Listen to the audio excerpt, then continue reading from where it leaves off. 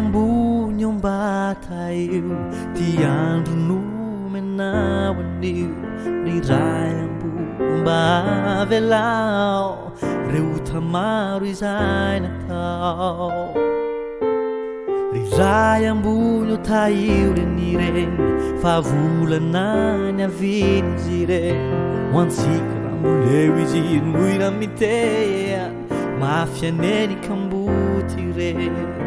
satria fitiavanao an'izao tontolo izao no nanomezanao ilailay tokanao kambaraiso ny fifonanay ry tompo heno ny vavakay satria fitiavanao an'izao tontolo izao nanomezanao ilailay tokanao kambaraiso ny fifonanay ry tompo ino ny vavakay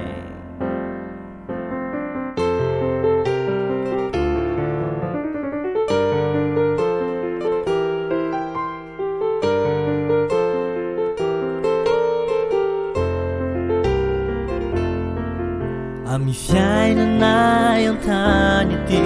eo ny mpankasitraka okony tsy ty ambino ireo mpanohananay mba tahioko reo mpanentsika anay ry ray ambony ambata eo ty andro no menao anio ry ray ambony mba velao reota maro izay natao satria fitiavanao an'izao tontolo izao no nanomezanao ilailay tokanao kambaraiso ny fifonanay ry tompo eno ny vavakay satria fitiavanao an'izao tontolo izao no nanomezanao ilailay tokanao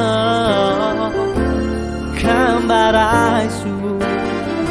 ny fifonanay ry tompo eno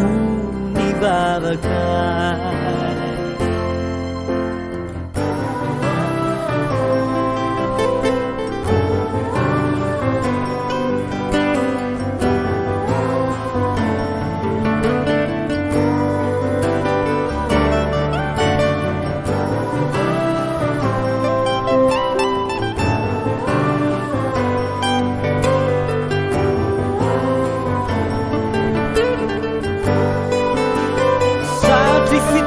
fitiavanao an'izao tontolo izao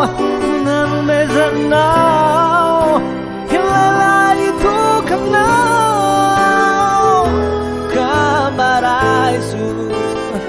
ny fifonanay ry tompo eno ny vavakay satria fitiavanao an'izao tontolo izao nanomezanao ilailay tokanao kambaraiso ny fifonanay ry tompo eno ny vavakay